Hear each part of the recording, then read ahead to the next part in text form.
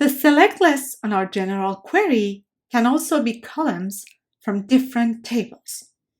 In this case, we can specify the names of more than one table in the from list, comma separated. We will discuss later in our query processing discussions the semantics of query evaluation for such queries. But for now, I just want to remind you that this works like a nested loop of going over all values of each comma-separated table, meaning going over every possible combination of putting the tuples of those tables together.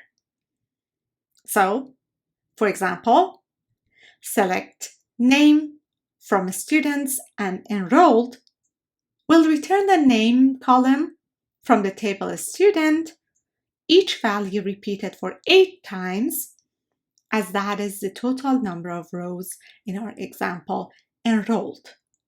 Now, in the previous example, what if we have tables that both have an attribute called name? To resolve the ambiguity, we can use a variable to explicitly identify the attribute we require.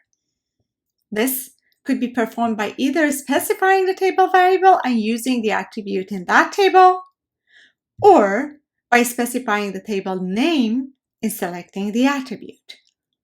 SQL supports set manipulation constructs to expand the query from basic query structure.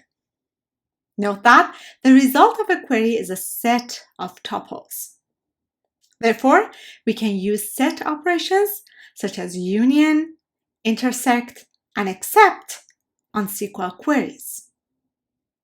These operations are possible are union-compatible tables. This means that the tables should have the same number of attributes, and the attributes on them have the same data types. Note that, similar to other minor variations in implementation, even though set operations are implemented and supported in standard SQL, their implementations in different database management systems might be different. For example, except might not be implemented or might be implemented as minus. Let's see an example from the tables students and enrolled that we previously used.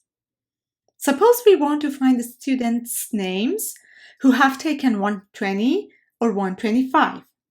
While we can do this using OR in the where condition, another way to perform this is to use the set operations.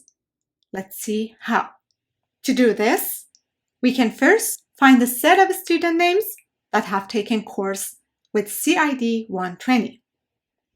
Then, we find the student names that have taken course with CID 125. And then, we can find the union of the set of tuples resulting for each of these queries. With the same logic, we can use intersect if we are interested in student names that have taken both of those courses.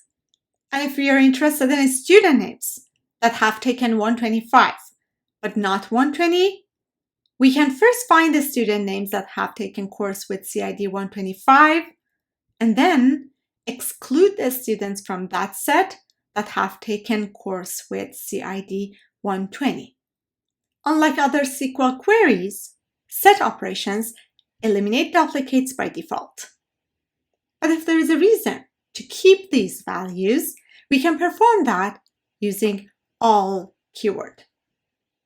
A caveat here is that all keyword is one of those whose support of implementation might be slightly different in different database management systems.